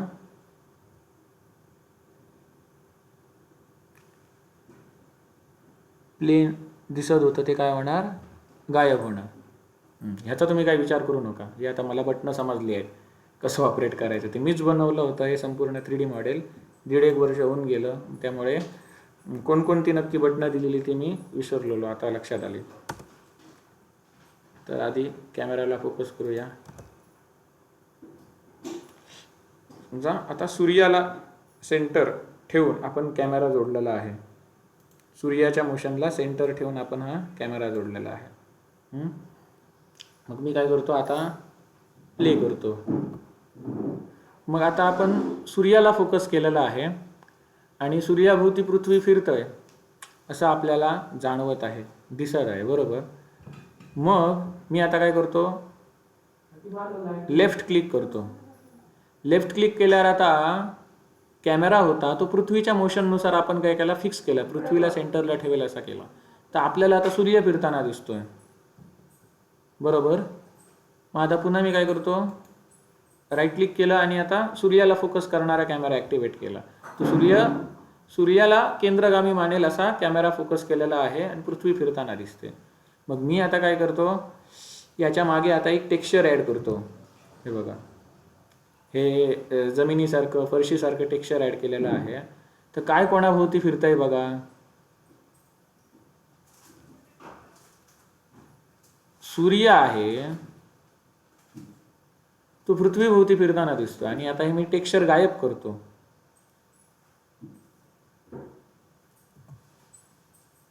आता काय भासतं आपल्याला, ती जी पृथ्वी आहे तीच सूर्याभोवती फिरते असं आपल्याला आता भासतंय. आता पुन्हा मी हे जे टेक्स्चर होतं ते गायब केलंय, ते पुन्हा आणतो. आता काय दिसतंय, सूर्य आहे तो पृथ्वीभोवती फिरताना दिसतंय. सूर्य आहे तो गतिशील दिसतोय. आणि कारण आपला जो कॅमेरा आहे, कॅमेऱ्याने काय केलेलं आहे, सूर्याला सेंटरला ठेवलेला आहे. सूर्य सेंटरला राहील अशा पद्धतीने कॅमेरा आपला काय होतोय, मूव्ह होतोय, बरोबर. आणि जर मी पृथ्वीला सेंटर मानणारा कॅमेरा जो आहे, पृथ्वीला सेंटर ठेवणारा कॅमेरा आहे, त्याला जर मी स्विच केला तर असं दृश्य दिसतं. हे बघा,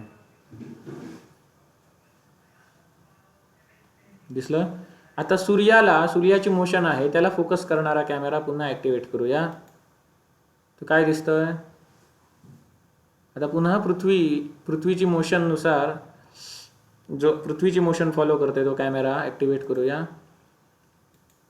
सूर्याची मोशन फॉलो करणारा, पृथ्वीची मोशन फॉलो करणारा, सूर्याची मोशन फॉलो करणारा, पृथ्वीची मोशन फॉलो करणारा.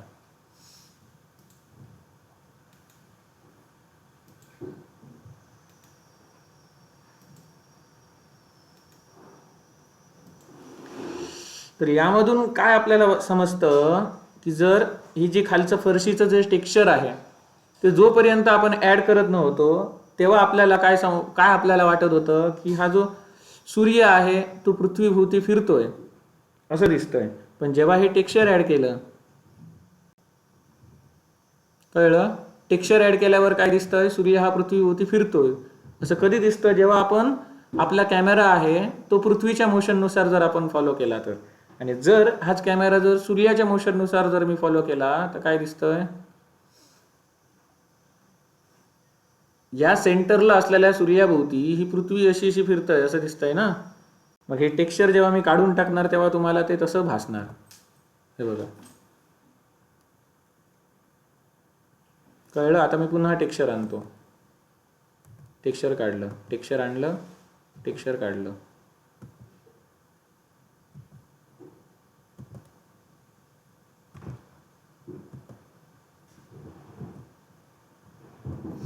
विषय लक्षात आला. मग खाली जे लादीचं टेक्स्चर आहे त्याला आपण रेफरन्स मानला आणि कोण कोणाभोवती फिरतंय असं आपल्याला दिसून आलं, तर सूर्य आहे तोच पृथ्वीभोवती फिरतोय असं आपल्याला दिसून आलं. आणि जर हे रेफरन्स आपण मानलं नाही तर आपल्याला काय दिसणार की पृथ्वी आहे ती सूर्याभोवती फिरतोय. त्यामुळे या संपूर्ण विश्वामध्ये आपण रेफरन्स कोणाला मानतो त्यानुसार काय कोणाभोवती फिरतंय ते ठरतं. जर आपण सूर्याला सेंटर करून बघितलं, सूर्याला केंद्रगामी ठेवून जर आपण विचार केला तर आपल्याला दिसेल की सूर्याभोवती पृथ्वी फिरते. पण जर आपण पृथ्वीच्या मोशननुसार आपण आपला कॅमेरा, आपला व्ह्यू पॉइंट आहे तो फिक्स केला तर आपल्याला काय दिसेल, पृथ्वी आहे तीच काय पृथ्वीभोवती सूर्य फिरतोय असं आपल्याला दिसेल.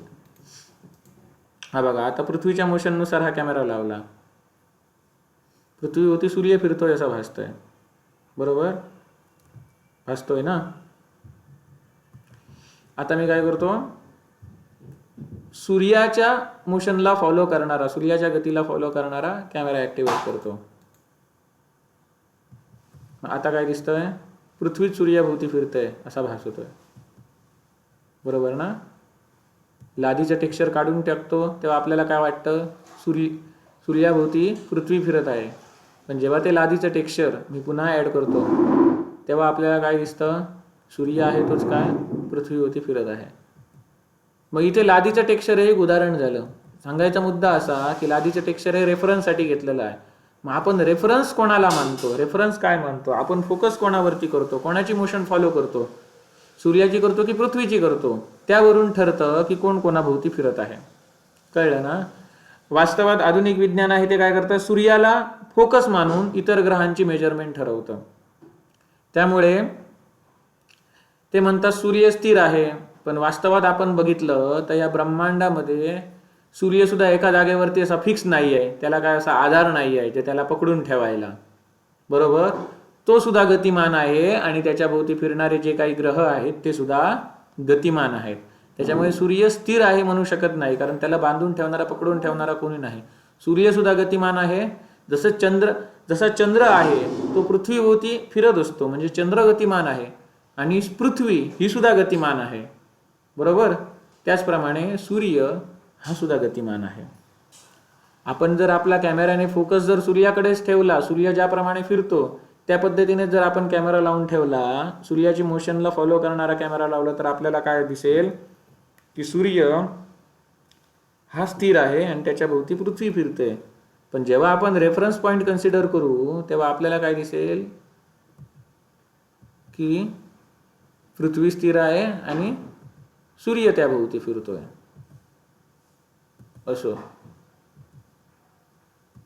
म्हणून हे सगळं दाखवायचा मुद्दा काय होता की इथे वेदव्यास महाभारतामध्ये सूर्यासाठी हा शब्द आलेला आहे. का? आशुगामी म्हणजे शीघ्रगामी, म्हणजे ज्याचा वेग आहे तो अति आहे. म्हणजेच काय, सूर्य आहे जसे पृथ्वी आदी ग्रह, चंद्र पृथ्वीभोवती फिरतो, पृथ्वी सूर्याभोवती फिरतं असं म्हणतात, त्याचप्रमाणे सूर्य सुद्धा स्थिर नाही, तो सुद्धा काय आहे, गतिमान आहे. इतर ग्रहांप्रमाणे सूर्य सुद्धा काय, इतर ग्रहांप्रमाणे सूर्य सुद्धा गतिमान आहे. तर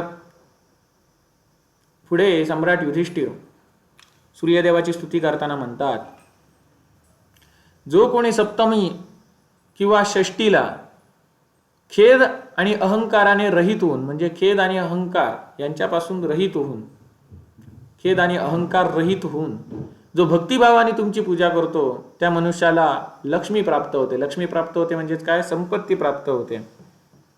हे भगवान सूर्यदेव, जो अनन्य चित्ताने तुमची अर्चना आणि वंदना करतो त्याच्यावर कधीच आपत्ती येत नाही. अशा प्रकारचे जेवढे कोण भक्त असतात ते मानसिक चिंतांनी आणि रोगांनी सुद्धा, मानसिक चिंतांनी आणि शारीरिक रोगांनी सुद्धा ते ग्रस्त होत नाहीत. जे कोणी प्रेमपूर्वक तुमच्या प्रती भक्ती राखतात, म्हणजे जे कोणी प्रेमपूर्वक तुमची भक्ती करतात, ते समस्त रोगांपासून आणि पापांपासून रहित होतात आणि ते चिरंजीवी आणि सुखी बनतात. चिरंजीवी शब्दाचा अर्थ अमर नाही. चिरंजीवी म्हणजे दीर्घ आयुष्य, दीर्घायू, म्हणजे ज्याचे आयुष्य दीर्घ आहे, म्हणजे खूप जास्त आयुष्यवाले. म्हणजेच काय, अमर नाही. अमर म्हणजे कधीही न मरणारा. पण चिरंजीवी म्हणजे काय, मरणार पण काय, दीर्घकाळ जगणार. तो दीर्घकाळ जगणारा त्याला चिरंजीवी म्हणतात. अन्नपते, मी श्रद्धापूर्वक हे जे कोणी माझ्या पाठोपाठ वनवासात ब्राह्मण आलेले आहेत त्या सर्वांचं आतिथ्य करण्याच्या इच्छेने मला अन्न प्राप्त करायचं आहे, म्हणून मी श्रद्धापूर्वक तुमचं काय करतो, आता भक्ती करतोय माझ्या धौम्य महर्षींनी.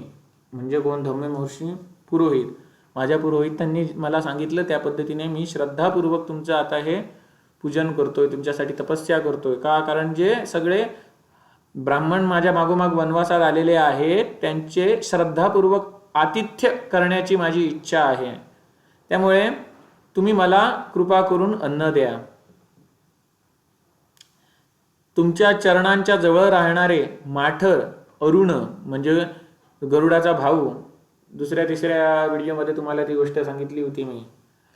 पहिल्या अंड्यातून तो बाहेर आला, पहिलं अंड ती विनीताने फोडलं होतं त्यामधून जो बाहेर आला तो म्हणजे वेळ पूर्ण व्हायच्या आधीच तिने फोडलं म्हणून त्याचं अर्ध शरीर बनलं होतं, कमरेच्या खालचा भाग होता त्याचा तो विकसित झाला नाही त्यामुळे तो पंगू बनला आणि पुढे जाऊन तो सूर्यदेवाचा सारथी बनला असं तुम्हाला सांगितलं होतं.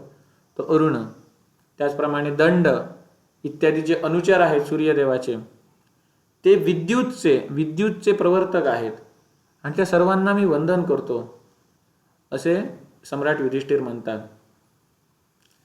शुभा के साथ, शुभा बरोबर जी मैत्री देवी आणि गौरी, पद्मा इत्यादी अन्य जी भूमाता आहेत त्या सर्वांना मी नमस्कार करतो. तुम्ही त्या सर्वांनी मी तुम्हाला शरण आलेलो आहे, मी तुम्हाला शरण आलेलो आहे, या शरणागताची तुम्ही रक्षा करा अशी विनवणी करतो. वैशंपायन म्हणतात, महाराज जन्मेजय, जेव्हा सम्राट युधिष्ठिरांनी लोकभावन भगवान भास्कराची, भा म्हणजे प्रकाश, कर म्हणजे का प्रकाश करणारा म्हणजे कोण सूर्यदेव, जेव्हा लोकभावन भगवान भास्कराचे म्हणजेच काय सूर्यदेवाचे अशा प्रकारे स्तवन केले तेव्हा त्या दिवाकराने, दिवा म्हणजे दिवस, कर म्हणजे दिवस करणारा, त्या दिवाकराने म्हणजे सूर्याने प्रसन्न होऊन त्या पांडुकुमाराला म्हणजेच कोणाला युधिष्ठिरला दर्शन दिलं. आणि त्यावेळेला सूर्यदेवाचे जेवढी काही अंग आहे शरीराचे, जेवढे हात पाय वगैरे सगळं हे अत्यंत अग्निप्रमाणे उद्भासित होत होते, एवढे तेजस्वी होते.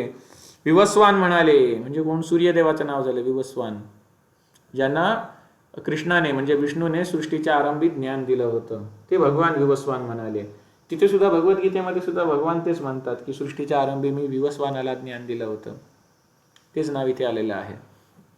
तेव्हा भगवान विवस्वान म्हणाले. लोकांना विवस्वान म्हणजे कोण सहसा समजणार नाही म्हणून भाषांतर करताना इथे गीता प्रेस वाल्यांनी इथे सूर्य शब्द टाकलाय, म्हणजे सूर्याचंच नाव आहे ते विवस्वान. धर्मराज, सूर्यदेव म्हणतात, धर्मराज युधिष्ठिर, तुला जे काही पाहिजे ते सगळं तुला प्राप्त होईल. तुझ्या वनवासाच्या 12 वर्षांपर्यंत मी तुला अन्न देणार, काळजी करू नको.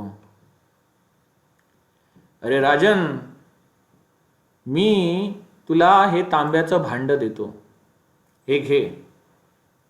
हे उत्तम व्रत करणाऱ्या युधिष्ठिरा, तुझ्या रसोई घरामध्ये म्हणजे आजच्या भाषेत त्याला, इंग्लिश भाषेत त्याला किचन म्हणतात, तुझ्या रसोई घरामध्ये या पात्राने काय काय उत्पन्न होईल, या पात्रामध्ये काय काय उत्पन्न होईल, फळ, मूळ, जेवणायोग्य अन्य जे पदार्थ आहेत, खाण्यायोग्य अन्य पदार्थ आहेत, त्याचप्रमाणे साग इत्यादी जे काही 4 प्रकारचे भोजन सामग्री, 4 प्रकारचे म्हणजे काय, जी चावून खाल्ली जाते, जी चाटून खाल्ली जाते, जी शोषून पिल्ली जाते आणि जी चोखून खाल्ली जाते, अशा प्रकारचे 4ही प्रकारची भोजन सामग्री आहे ती तयार होणार यामध्ये, त्या भांड्यामध्ये. आणि ती तोपर्यंत संपणार नाही जोपर्यंत द्रौपदी स्वतः जेवत नाही. म्हणजे काय, द्रौपदी आधी बाकीच्या सर्वांना जेवायला वाढायची आणि मग शेवटी जर उरलं तर उरलेलं आहे ते आपण जेवायची. म्हणजे हे जे अन्न यामधून प्रकट होणार आहे ते काय असणार, अक्षय म्हणजे काय, क्षय न होणारे, न संपणारे असणार. आणि ते तेव्हाच संपेल जेव्हा द्रौपदी जेवेल तेव्हा. म्हणजे काय, जोपर्यंत द्रौपदी तुम्हा सर्वांना हे वाढत राहील तोपर्यंत हे संपणार नाही. पण जेव्हा द्रौपदीचं जेवण होणार तेव्हा या भांड्यामधलं अन्न संपणार. असं मी तुम्हाला 12 वर्ष अन्न देणार.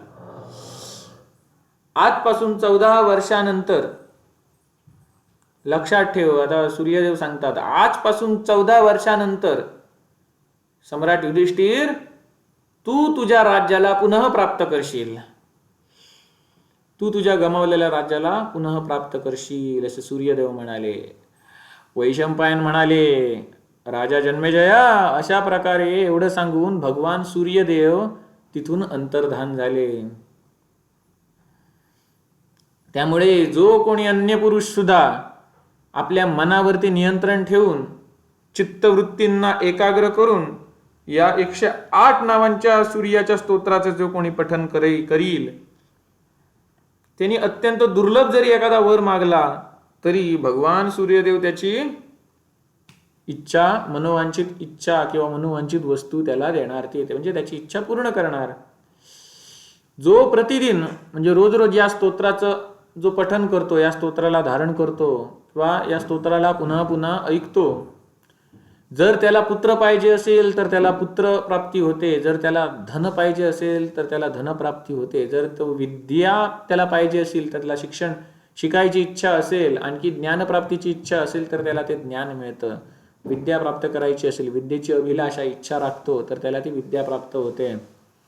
आणि ज्याला पत्नी प्राप्त करायची आहे त्याला पत्नी प्राप्त होते. उस पुरुष को पत्नी सुलभ होती है, सहज प्राप्त होते. स्त्री असो वा पुरुष, जर दोन्ही संध्येला म्हणजे सकाळी आणि संध्याकाळी दोन्ही वेळेला म्हणजे पहाट आणि सकाळ यांच्यामधली जी संध्या आणि संध्याकाळ आणि दुपार आणि रात्र यांच्यामधली जी संध्या, ज्याला आपण संध्याकाळ म्हणतो, या दोन्ही संध्यांना जो कोणी या सूर्यदेवाचे जे 108 नावांचे जे स्तोत्र आहे त्याचं जो कोणी पतन करतो, तो जर कधी आपत्तीमध्ये पडला तरी त्या आपत्तीमधून तो मुक्त होतो. बंधनात पडलेला असेल तर तो बंधनापासून मुक्त होतो.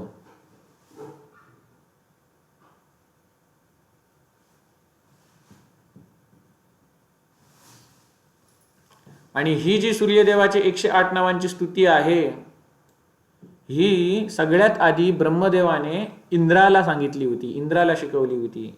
हे जे स्तोत्र आहे ते ब्रह्मदेवाने सगळ्यात पहिलं इंद्राला दिलं होतं. इंद्राद्वारे ते नारदाला मिळालं.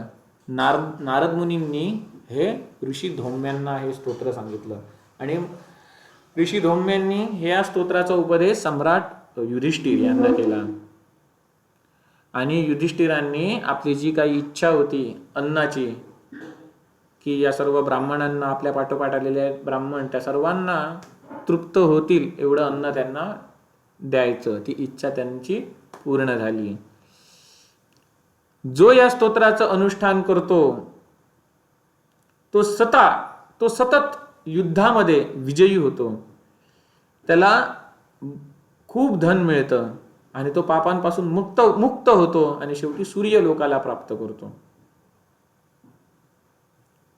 त्या वैशंपायन म्हणाले, जन्मेजय, अशा प्रकारचे वरदान मिळाल्यावर धर्म जाणणारे कुंतीनंदन राजा युधिष्ठिर गंगा नदीच्या पाण्यातून बाहेर पडले. गंगा नदीमध्ये जाऊन त्यांनी सगळं काय केलं होतं, सूर्यदेवाची स्तुती केली होती आणि ते गंगा नदीतून बाहेर पडले आणि आपले कुळपुरोहित महर्षी धौम्य यांचे दोन्ही चरण पकडले आणि आपले जे भाऊ आहेत भीमदादा, अर्जुन, नकुल, सहदेव यांना मिठी मारली. आणि हे सर्व त्यांनी द्रौपदीला सांगितलं. द्रौपदीने सुद्धा सम्राट युधिष्ठिरांना प्रणाम केला. द्रौपदीला जाऊन ते प्रेमपूर्वक मिळाले. द्रौपदीने त्यांना प्रणाम केला आणि चुलीवरती ते सूर्यदेवाने जे काही भांड दिलेलं होतं, ज्याला अक्षय पात्र म्हणतात, ते त्या चुलीवरती ठेवलं आणि जेवण तयार केलं. आणि त्या जेवणाच्या, त्या सूर्यदेवाने दिलेल्या त्या जेवणाच्या पात्रामध्ये, अक्षय पात्रामध्ये जरी थोडंसं जरी जेवण बनवलं तरी त्या पात्रामध्ये अशी शक्ती होती की ते जेवण अक्षय म्हणजे कधीही न संपणारं बनायचं. म्हणजे थोडं जरी अन्न बनवलं तरी ते कधी संपायचंच नाही, भरभराट व्हायची, भरून जायचं. आणि त्यानेच जे कोणी युधिष्ठिराच्या पाठोपाठ जे कोणी ब्राह्मण आले होते त्या सर्वांचं भरण पोषण युधिष्ठिर त्याच अन्नाद्वारे करू लागले.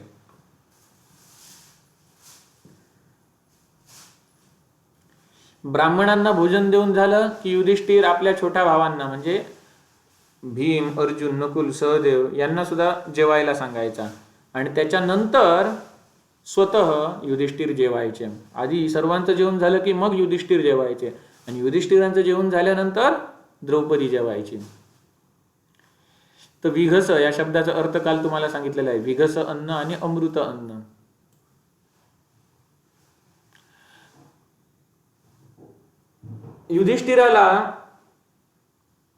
युधिष्ठिराचं जेवण झाल्यानंतर द्रौपदी उरलेलं अन्न आहे ती स्वतः खात असे आणि द्रौपदीचं जेवण झालं की मग त्या पात्रातलं अन्न असायचं ते संपून समाप्त व्हायचं.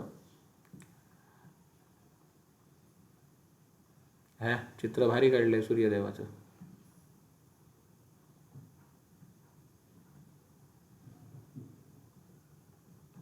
अक्षय पात्र बघूया तरी. भारी.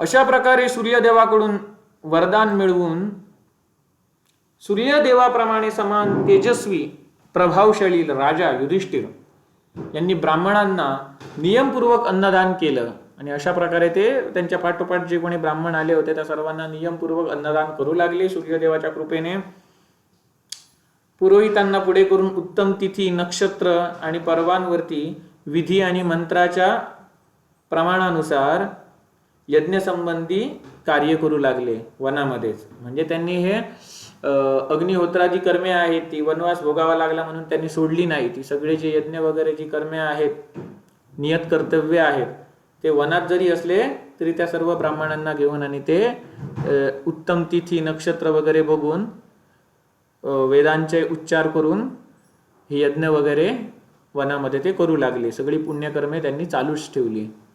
तदनंतर स्वस्ती वाचन करून ब्राह्मण समुदायाने घेरले गेले आणि आपले कुळपुरोहित धौम्यजींना घेऊन काम्यक वनात गेले. आता काम्यक नावाचं सुद्धा एक वन आहे. आज त्याचं नाव कामवन आहे. आज ते कामवन नावाने ओळखलं जातं. त्याचं त्या महाभारताच्या काळात ते काम्यक वन म्हणून ओळखलं जायचं. अशा प्रकारे त्यांनी खूप यज्ञ केली वनवासाच्या काळात आणि ब्राह्मण समुदायांबरोबर ते तिथून कुठे गेले, आपले कुळपुरोहित धौम्यजींना घेऊन ते काम्यक वनामध्ये गेले. आता हे वनवासात असं सगळं चाललं होतं आणि इकडे हस्तिनापूरमध्ये काय चाललं होतं ते आपण पुढच्या भागामध्ये बघूया. रामकृष्ण हरी.